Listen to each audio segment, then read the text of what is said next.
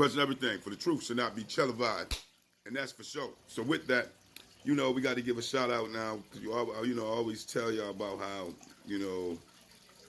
when it comes to dealing with these issues with the colonizers, it's not individual, it's always the collective when it comes to racism and white supremacy and dealing with us as a nation, as Aboriginal Negroes of America under their system of the United States.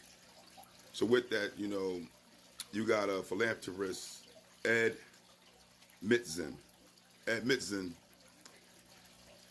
he was really just destroyed when it comes to seeing what happened to the Tulsa, Oklahoma survivors and what happened to them when it comes to their town being pretty much destroyed by this system of white supremacy in this under this United States. And he decided, that wealthy white folks should give reparations to our people. Why? Because it's legally. It's by law the right thing to do based off of what they have done to our people and how they got wealthy and rich off of our people and put us in the position that we're in. So with that stated, for him to see that the survivors of Tulsa, Oklahoma was 100 years old and this system still don't want to get them reparations just for them in that circumstance alone, isolated to them based off of Tulsa, Oklahoma, was just devastating to him. And him being a philanthropist and having the wealth that he have, he decided that he was going to take it upon himself to give them folks that survived reparations in the sum of about $3 million apiece to the survivors and their family, which was a very strong, heartfelt thing as an individual dealing away from white supremacy and white hatred for Negroes of America, putting away his ancestors' hatred for us and being his own individual self and saying, I'm not that type of person. I'm not going to stand in the violence and in the blood-spilled shoes of my ancestors, and I'm going to do something about what they've done to correct the wrong of the holocausts and atrocities that they have committed against this nation of Aboriginal Negroes by stepping up to the plate and out of his own pocket deciding to give reparation to the survivors of Tulsa, Oklahoma.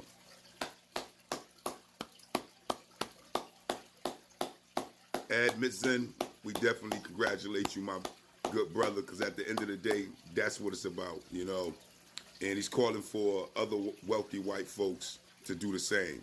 Because at this point in time, for the United States and the federal government not to want to correct the wrong that has been done here in the form of Holocaust, massacres, and genocides to the Aboriginal Negroes of America goes to show how much shame and how much unlawful and how much hatred and how much racism and how much deceit and how much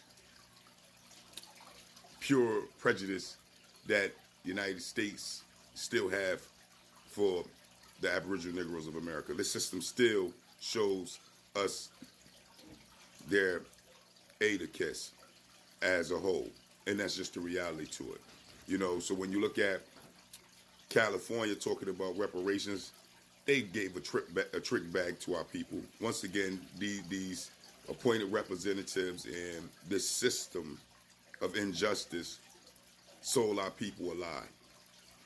They want to give you a control bag of what they can control when it comes to their economic power and political power, and not give you any type of money or land back for reparations, even though that's what is owed to you legally. They want to try to manipulate you and keep you in ghetto slums and hoods and give you libraries and, stuff that they don't have to pay you nothing. Just like Martin Luther King said and many others, as long as they don't got to give you no money and give you no land back and give you nothing that can empower yourself, empower your own nation, they're willing to do that all day. Prison reform, bull crap, stuff that you won't see change nothing in your livelies of being in ghettos and slums and hoods. This is just what they do, and this is what it's about, because it's called hatred. This is what it's called, hatred. You under a system of hatred against the Aboriginal Negroes of America. You know it because they got money for Ukraine. They got money for Palestine, which is, Israel in their situations. They got money for the immigrants coming over. They got money for anybody that don't look like the Aboriginal Negroes. That is straight up racism. That is straight up hatred for our nation of people. That's what it is, and that's what us as a people got to call it. And even still, for Ed Mitson to actually come out of his own pocket to give reparations to the survivors of Tulsa, Oklahoma, he's even calling his own wealthy counterparts out, because that's what it's about. These are not black issues like they try to call it. These are American, United States issues that was caused by people that brought one of the greatest holocausts to a place that they invaded and took over completely, and still control it to this day, and never look back to ever correct any of the wrongs that they have done to the people that they infringed upon. You can't get no more heinous than that. This is what it is. And today, their ancestors that have benefited off the wealth and resources that have been stolen, the land that has been stolen that they keep, says they don't have no part in that because their ancestors stole it and gave it to them. That was the past.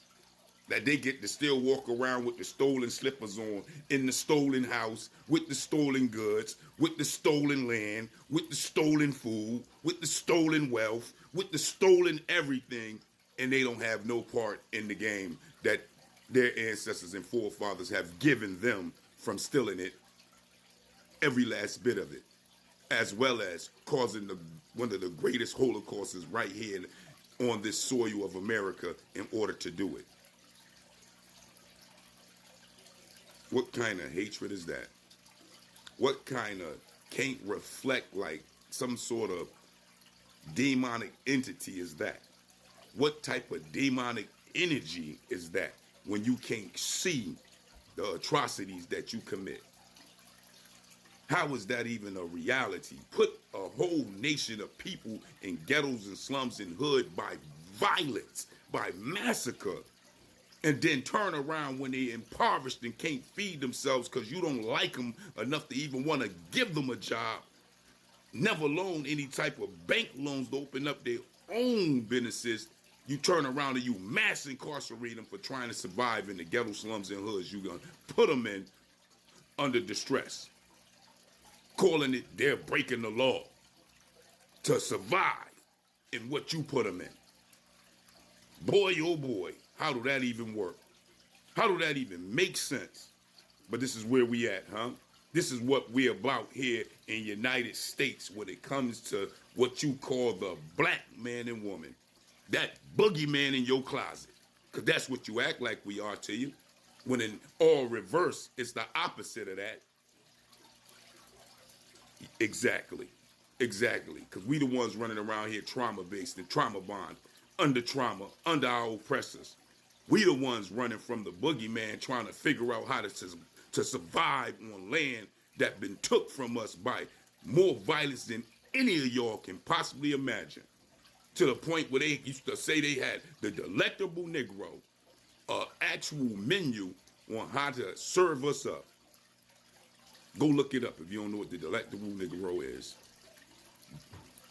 Black babies for Gator Bait. Market it. If you don't know what it is, go look it up. Because it get worse than that.